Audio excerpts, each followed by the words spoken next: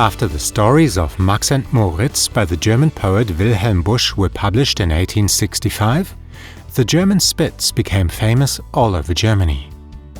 The Spitz, which in Wilhelm Busch's stories was always teased by the two rascals Max and Moritz, is found in 5 varieties, which differ only in their size and somewhat in their coat colors.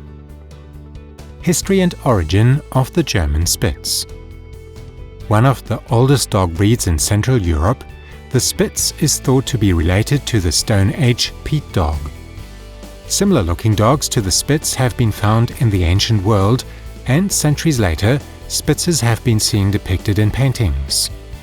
However, the dog's exact origin is still unknown. Since 2003, the giant Spitz and medium Spitz have been classified as among the most endangered breeds of domestic animals, while the smallest Spitz, the Pomeranian, also called the toy Spitz, has become very popular. Appearance of the German Spitz. For the 5 different varieties, the size but not the weight is determined by the FCI. The largest is the Wolf Spitz, which has a height at the withers of 43 to 55 centimeters. The increasingly rare giant Spitz measures between 42 to 50 centimeters. The medium Spitz reaches a shoulder height of 30 to 38 centimeters. The still very popular miniature Spitz grows to a height of 23 to 29 centimeters, and the Pomeranian, considered to be the smallest representative of its breed, which measures only 18 to 22 centimeters. German Spitz's weights can range from a minimum of 2 kilos in the case of the Pomeranian to a maximum of 25 kilos in the case of the Wolf Spitz. The average life expectancy of a Spitz is around 14 years. The Wolf Spitz, which is also known under the Dutch name Keeshond, has a silver-grey coat with black hair tips, shimmering in different shades. The giant Spitz, on the other hand, may have white, black or brown fur according to the current breed standard.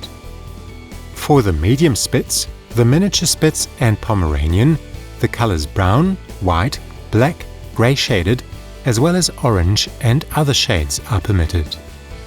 All varieties have a fur that is very dense, luxuriant and 2-ply.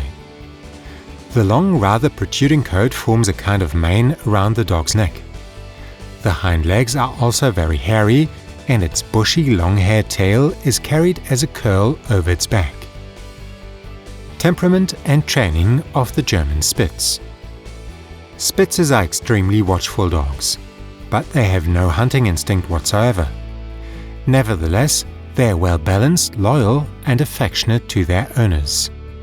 The dogs are quite possessive and wary of strangers. However, once a Spitz has chosen a favorite in their pack, they will accompany them at every turn. Spitzes are quite easy to train and make for an ideal family dog. Although they can be kept in a city apartment, they should never be kept in a kennel. Some Spitzes are notorious yapping dogs, which is not always the case, but is mainly the result of poor training. Spitzes also make good therapy dogs. Exercise and care of the German Spitz.